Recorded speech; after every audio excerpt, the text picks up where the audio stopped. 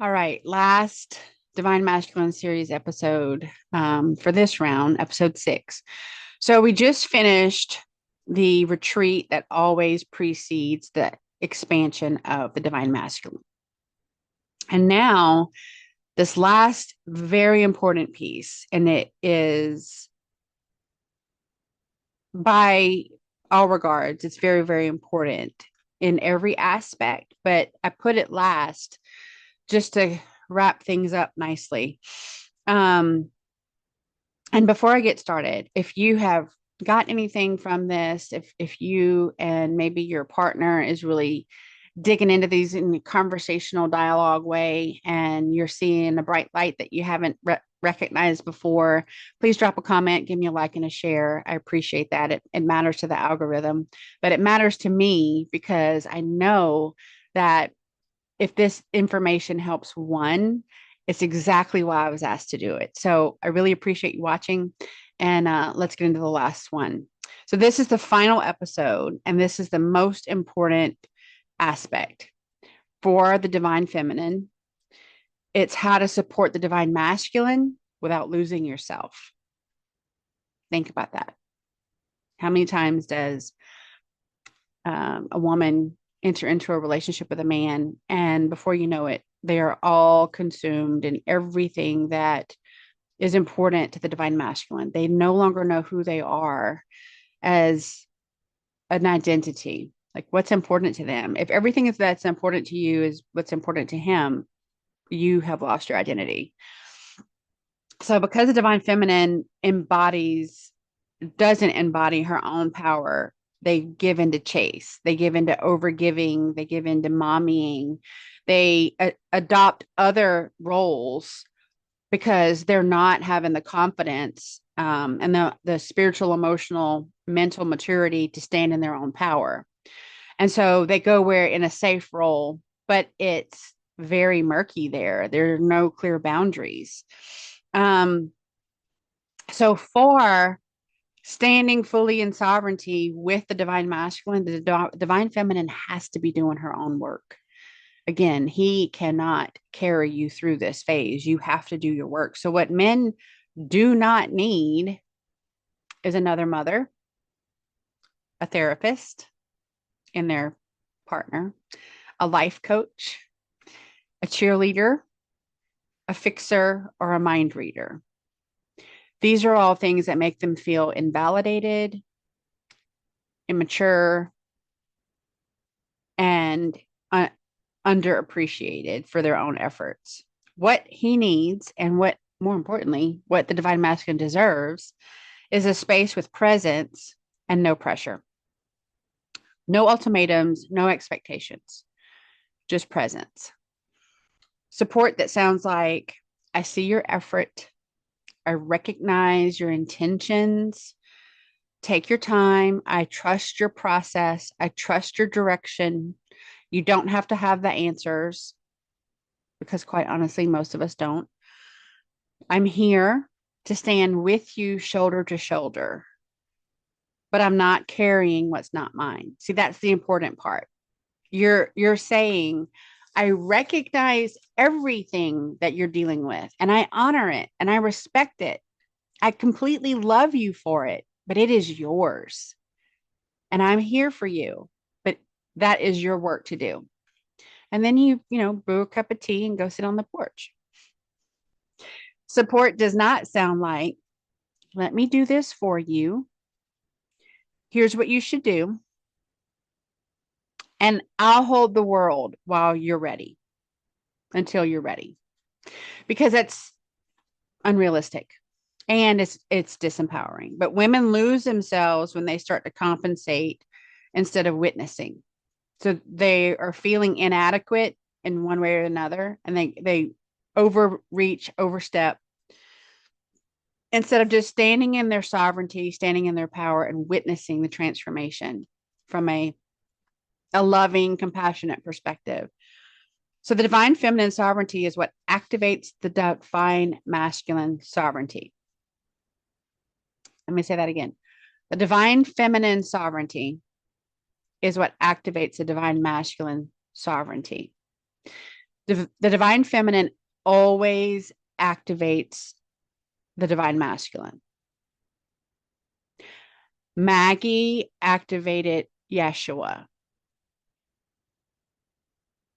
The role of the divine feminine is early activation, gnosis, knowledge, ritual, so that when she encounters the divine masculine, she can activate him to meet her. So there's always, that's why if you go back and look at twin flame stuff like on the internet from a decade ago, you will see repeatedly it'll say this attraction takes place, and then shortly after, one of them will run, usually the male, and the female gives chase. And sometime in the future, they might end up back together. It was very bleak because people were not adequately understanding the arcs of growth that needed to take place. It doesn't have to be that way. When a divine feminine meets the divine masculine in a sovereign state, that means they know exactly who they are, they know exactly what their boundaries are, they know that they love themselves more than anyone can ever love them, but they still have room to love others. They're full of compassion. They're not overgiving. They're not, they know their lane and their place, but they stand in it with their crown straight. That is the energy that allows the divine masculine to then jump onto their path of sovereignty. While they still think they have to rescue you from your stuff, they're not going to feel like they can leave you to grow. So a balanced, regulated divine feminine makes the man feel grounded, safe, inspired, open, accountable, present, and capable. None of those things can fall into place. The divine masculine is still being made to feel like he has to rescue the divine feminine. And that is a divine feminine issue more than the divine masculine issue. Yes, the divine masculine is always taught you got to rescue, you got to be the white knight. But it's compounded by the divine feminine acting like that. So if your centeredness as a divine feminine gives him space to breathe, then your collapse suffocates him. If your sovereignty invites him higher, to ascend, to rise, to elevate, then your insecurity invites him to be reactive and crumble. Your clarity calls forward his divine masculine, but your chaos triggers his wounds, and then you're both wounded together. It's not about perfection. It's about balance. It's about a balance in presence. So you celebrate the effort, not the elusive perfection. Perfection doesn't really exist. You can have a perfect moment in time. Like this moment couldn't be more perfect, like a sunset. The birth of a child, something like that. But to aspire as a human to be perfect is futile. Men grow through direction, consistency, being able to stay at their own pace, whatever that is. It's not determined by another being, it's determined by themselves. And the internal nod of approval that comes from embodying their realization and their reconciliation. So they go through their introspective retreat, and then they come back and they start their expansion. And that is a confidence that they build upon when they know who and what they are. So they're getting this internal nod from their higher self going, yep, that's him. That's the man I saw expanding. This is the man you're always intended to be. It doesn't come through criticism, comparison, or unreal expectations. Those have to be washed off the table. When a man feels his effort is seen, he opens. And when he feels his imperfections are being judged, he shuts down. And we have all seen it, whether we recognize it or not. We have all seen it and possibly played a role in it. Effort is energetic intimacy for the divine masculine. Perfection is the hamster cage. It's literally the hamster on the wheel inside the cage. You're spinning and giving energy, and you're not going to ever go anywhere but inside the cage. The masculine can hear anything, anything, if it's delivered clean, clear, neutral, and honest. So if you have a partner in your vortex that never hears you, what message are you sending that he has tuned out? I'm not saying it's all on you. This is a two-way street, but more often than not, it's just noise. It's not being delivered clean, clear, neutral, circle that one, and honest. He starts to shut down. And what it looks like is he projects, there's accusations, there's panic, there's emotional volatility. And this means everything in energy. Energy becomes very chaotic, and um, fear of the unknown, because energy is popping off everywhere and it is not controllable. So the divine masculine is asking you to do your work, to meet him when he's ready to come back into this and stand in his power. He wants you to stand in your power. That is the secret sauce. You're not to dim yourself. You're speaking from a balanced, regulated system.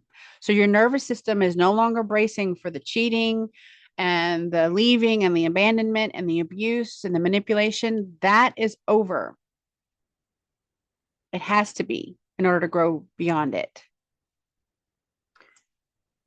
Whenever you don't project from your own wounds, and you allow him to heal his. So we are inviting you sincerely to heal your wounds so that no more projection occurs. Truth offered calmly lands as guidance, but truth offered reactively lands as a threat. And it has been said to me several times, the loudest voice is Sophia. It's not about what we do as much as it is about how we react to what others do. That was a big aha moment for me, because I was very reactive before I allowed myself to grow. I was very reactive. And it's her words that guided me out of that. The frequency of the message changes everything. Words carry a frequency. You can look it up. You can look up, what is the frequency of the word failure? What is the frequency of the word good? What is the frequency of the word love? What is the frequency of the word ass? Like they all have energy, because everything is energy. And if you're, all love and light, then you can't, on this side of your face, if you're talking shit to your man, you're not all love and light, and you've got work to do. So let him pursue you energetically, because this is what the divine masculine is built for. So he comes back and he's feeling himself, like he's feeling grounded, centered. He knows who he is. He recognizes the good in him now. He loves himself, and he wants you. Don't put the wall up. Chase. He is to chase you, not the other way around. That's why it was always a big catastrophe when divine feminine tries to chase the divine masculine. So the divine masculine wants to chase you. He wants to play. He wants to laugh. He doesn't want to be judged. He just wants to have fun, aka foreplay. Not because it's his ego, and not because there's anything nefarious, typically, but because the pursuit is how he claims his direction. So he's gone through his retreat. Now he's got his big expansion. He knows who he is and what he wants, and he wants to claim you as his woman in the most benevolent, loving, balanced way. We're not like putting a chain around you and sticking you in the dungeon. That's not what I'm talking about. I mean, claiming like, you are my soul partner. You are the aspect that makes sunrises so warm. Like, that is what I'm talking about. So when the divine feminine chases, The exact opposite takes hold. The divine masculine will retreat or shut down. He loses polarity. He doubts himself. He questions the connection, and it drops into low frequency. It no longer is elevated as divine. It drops into low frequency and it becomes something else. And there's no leadership energy. There's just no sacred energy there. When the divine feminine stays rooted with the divine masculine, they move toward each other. Steps become purposeful and the presence becomes very intentional. His clarity strengthens and his devotion becomes activated for all the right reasons. His presence deepens. The divine feminine doesn't chase at this point, she signals, and her masculine advances to meet her. This is all part of being sovereign. Honor his pace and honor your standards as a divine feminine. If you don't know what the standards and the characteristics and the traits that make a divine feminine, that's where you start. The balanced divine feminine can hold both. That is why being the divine feminine is truly a superpower, because we are built to create, nurture, protect, and guide the whole clan. This is the highest divine feminine boundary when you say, I support your growth and I will not shrink to accommodate your stagnation. So, at any point in time along the path, if the divine masculine starts to no longer expand, become stagnant, that is not, that does not mean the divine feminine stays with him at that point. Like energetically, yes, you stay with him, but you keep moving forward in your sovereign path. That will magnetize him to do his own work and keep moving forward as well.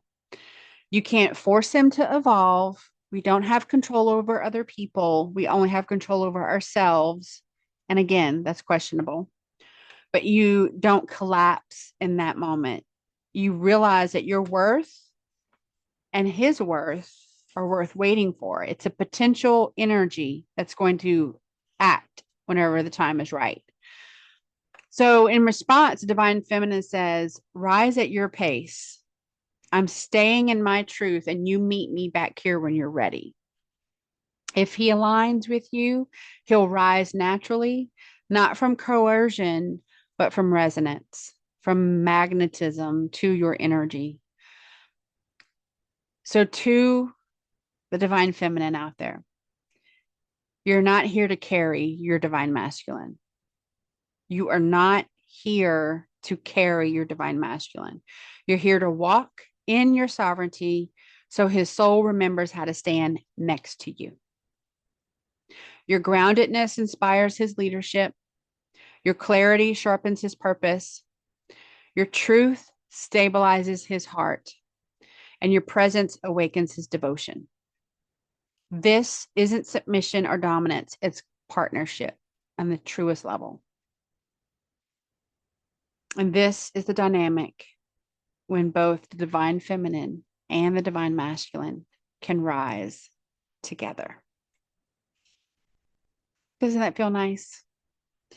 So I'm thankful that you joined me on this journey. This has been an awesome series to process on my own and then deliver to you. I do endeavor that they are digestible. You can work from them.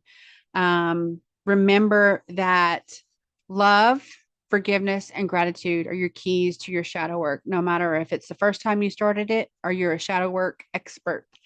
Anytime some triggers come up, just go back to the event in a little brief LFG synopsis for you, which of course I have videos on this, but you go back to the event and the first thing you want to do is forgive all parties involved, including yourself, fully and completely. Forgive, forgive, forgive. Take a deep breath.